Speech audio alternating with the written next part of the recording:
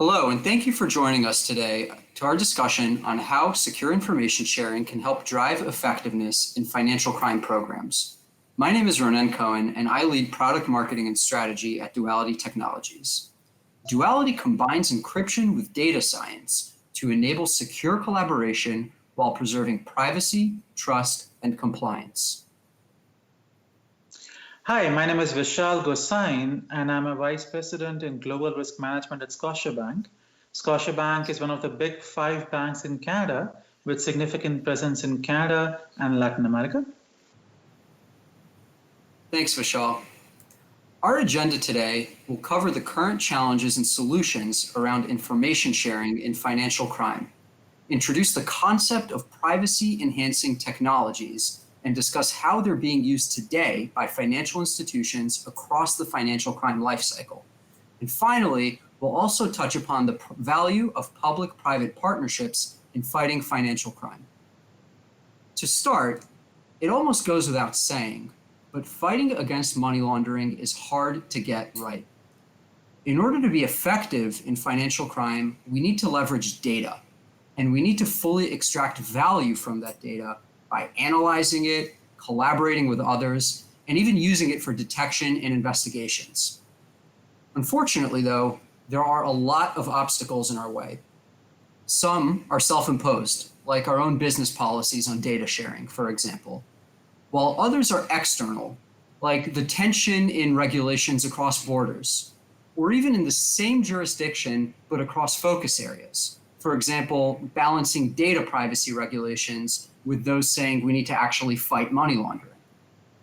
Together, these dynamics make it very difficult to balance the need to derive insights from sensitive data while still complying with regulations, keeping business secrets secret, and keeping IP safe and secure. This tension creates a pretty significant business impact. I'd like it to turn over to Vishal to tell us a bit more about that. Thank you, Ronen. So as you can see in this slide, what we will try to explain, as what Ronen mentioned, the power of when financial institutes collaborate with each other and share their data to fight financial crime. So through anecdotal studies, we have found out that if one financial institution tries to look at their own customers with their own data only, they can only see up to 25% of the customer's transaction profiles end to end.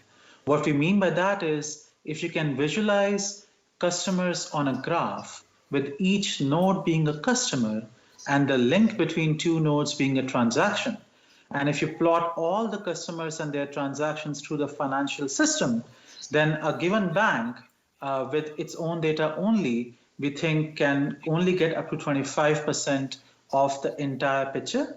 But if the different banks collaborate and share their data together, they can see a very high amount of customer linkages and the customer's full transaction profile through the financial system, which will really help the banks coming together, understanding the customer's profile and better detecting money laundering risk. Thanks, Vishal.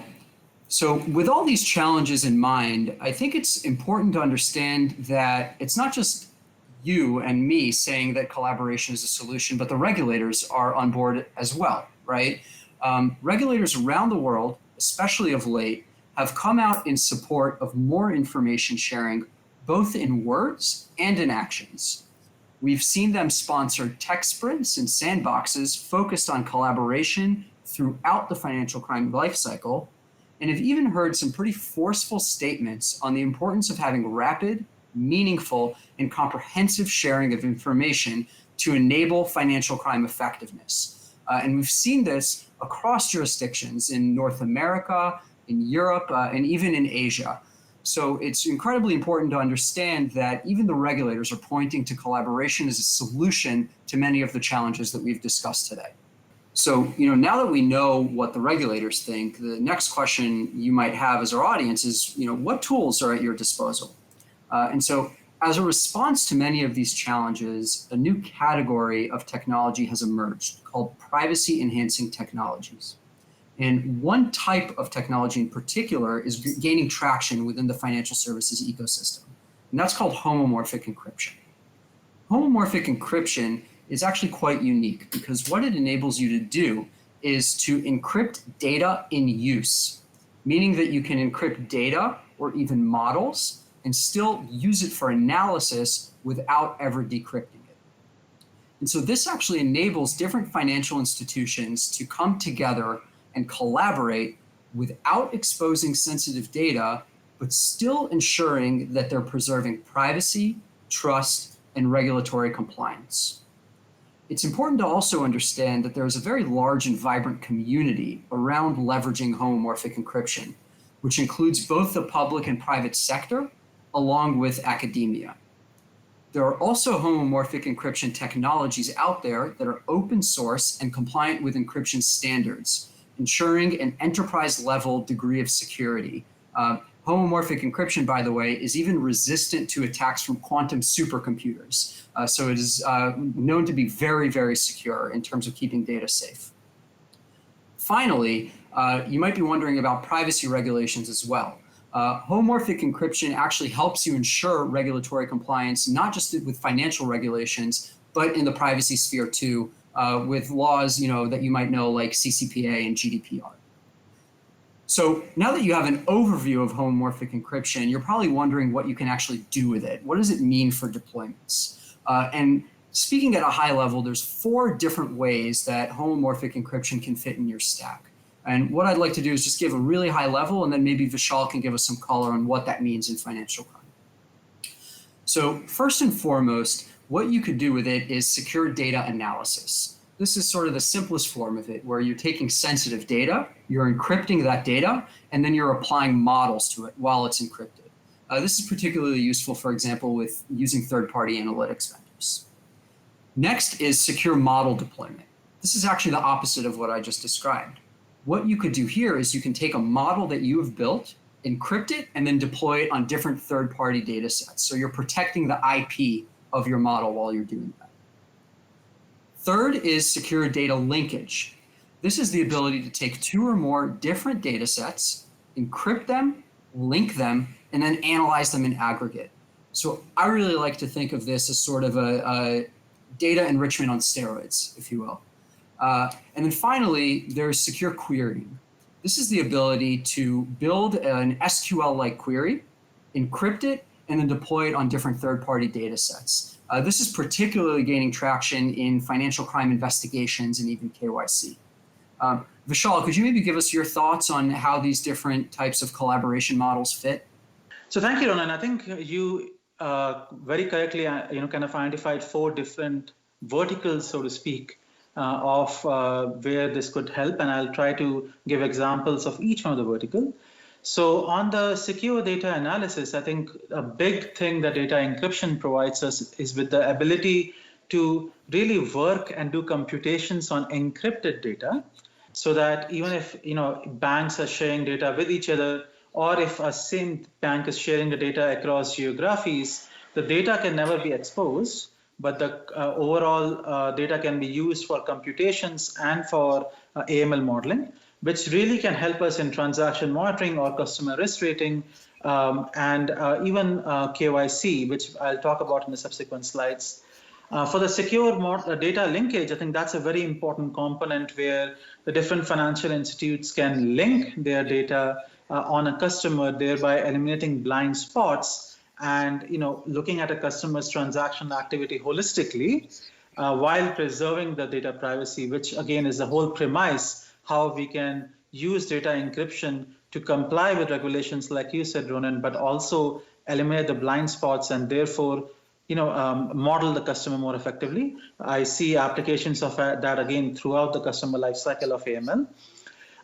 Secure model deployment and secure query are also 2 very important verticals. Secure query can be very important when we are doing investigations. So for example, when an investigator is looking at transactions and they want to figure out, hey, this is a transaction on my bank, but how did this customer behave with other banks? So that I can look at the customer holistically before I file a suspicious transaction report, which can also make the suspicious transaction report more fruitful or useful for the regulator as they get the more holistic picture. And using secure query, which is bilateral data sharing, so to speak, or multilateral data sharing, so to speak, in an encrypted format, that could be a very good application in investigations. And lastly, secure model deployment. Obviously, our vision at Scotia is that the next generation of AML models would be interbank models where all the banks come together and share their data, and we build interbank models on encrypted data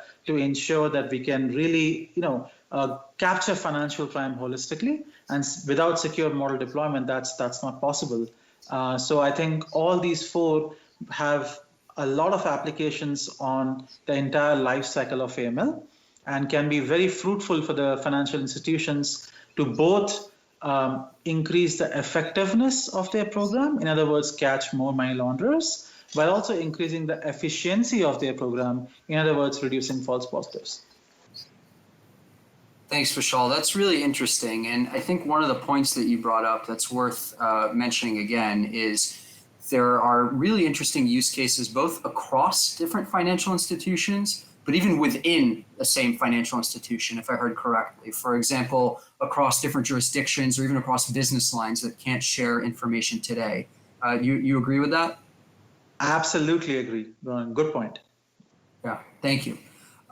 So I think now that the audience has an understanding of the different collaboration models, maybe could you give us a sort of a viewpoint on the current state of financial crime today and what the future could look like with secure collaboration and privacy enhancing technologies?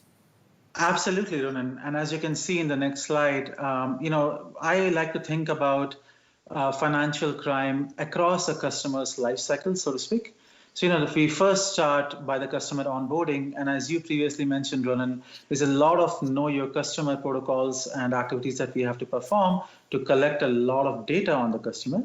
Sometimes that data can be quite onerous to collect and can lead to friction where the customer may say, hey, it's too much, I'll just, offboard. And again, anecdotally and through some of our partners, we have heard metrics of up to 15% of customers can, kind of have a bad experience or even go away during KYC or onboarding.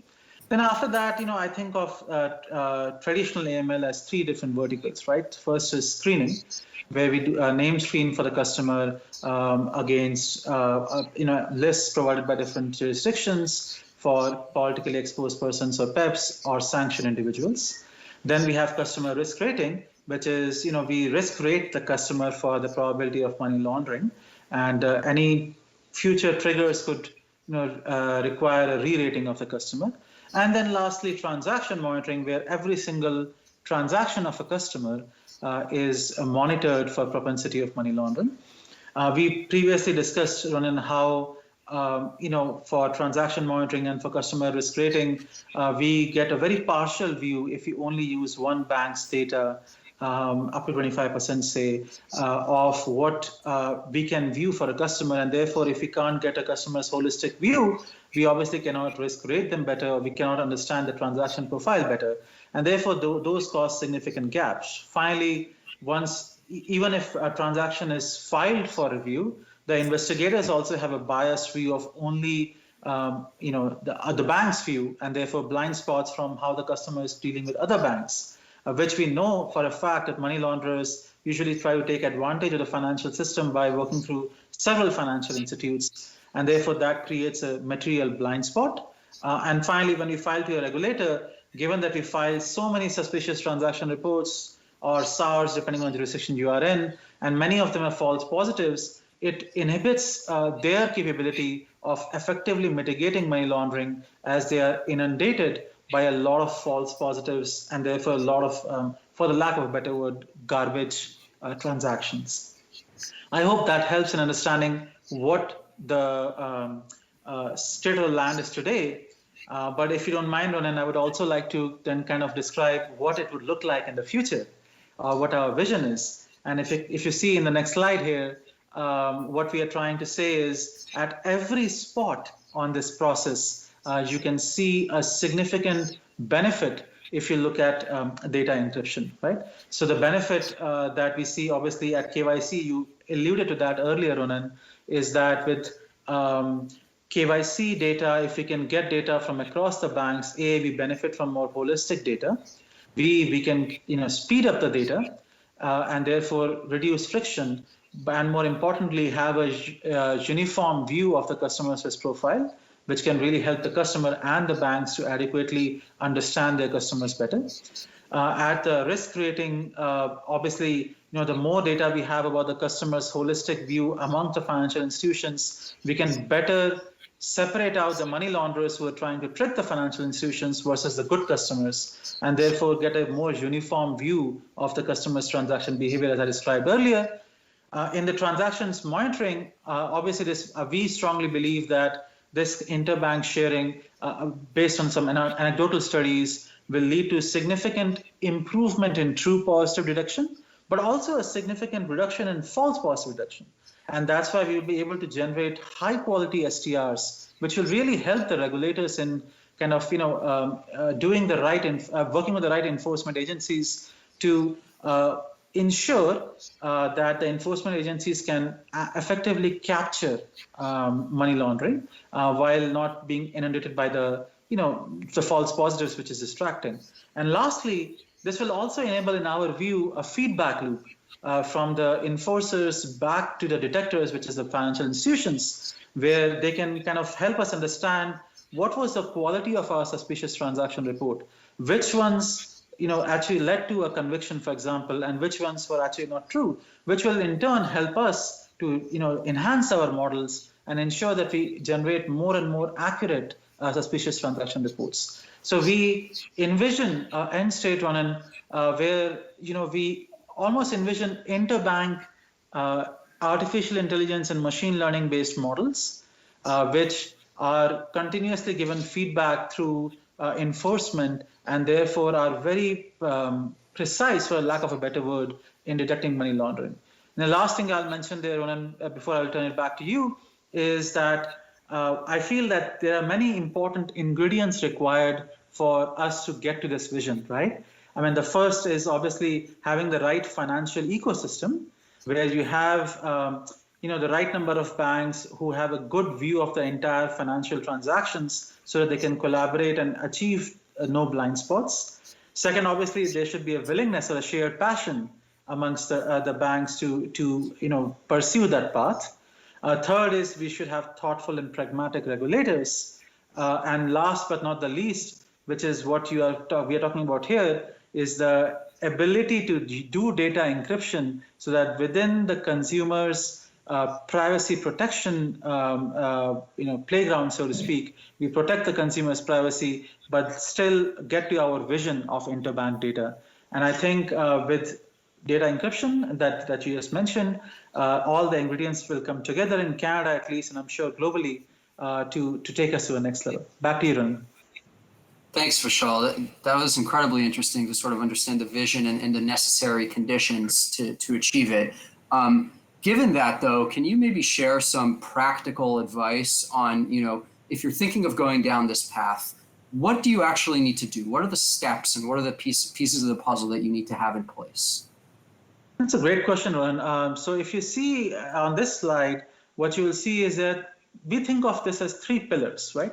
So the first pillar is you do your research, right? So you've got to make sure that you understand what the problem is, that the problem is fully explained in a way that everybody can understand it, that you know what is the data you require and what are the blind spots in the data that you have which you need to fill, and what is the ideal solution. So, be creative and think really far, even though that may sound unachievable. Next, it's critically important to bring others along. What we found, Scotiabank has been working on this vision for several years, and what we found is that, when we compared notes, so to speak, with other financial institutions, they were also going through a similar journey and maybe some similar conclusions. And therefore, it's important to, compare notes and see where each bank stands or other peers stand. Very important to bring your regulators along as well and get you their guidance proactively as you're starting the idea so that you can get their feedback and ensure the feasibility of the idea. And lastly, as you go through this journey, which obviously, is time consuming, can take several years, in starting, we should start thinking about operational readiness of your solution. So if everything falls in place and the solution has to be implemented, how can we facilitate the infrastructure, either technological, data-wise, or a combination thereof, which can lead to this solution being a pragmatic and sustainable solution in the long run. And Ronen, we are definitely going through that journey in Canada ourselves. Obviously, it is confidential at this stage, but we do believe that Canada and other countries eventually will be successfully finishing this journey and going to the next level. Thanks, Vishal. I think that's really helpful to understand. So, we're almost at the end of our time here. And so what I'd like to do is just share a few key takeaways with the audience, sort of wrap up and summarize what we discussed.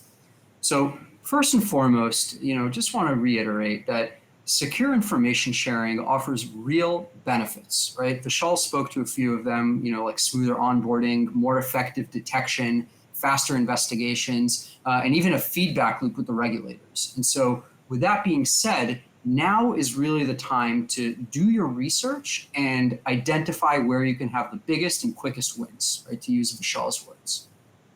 Second, privacy enhancing technologies and homomorphic encryption specifically are ready for use in financial crime.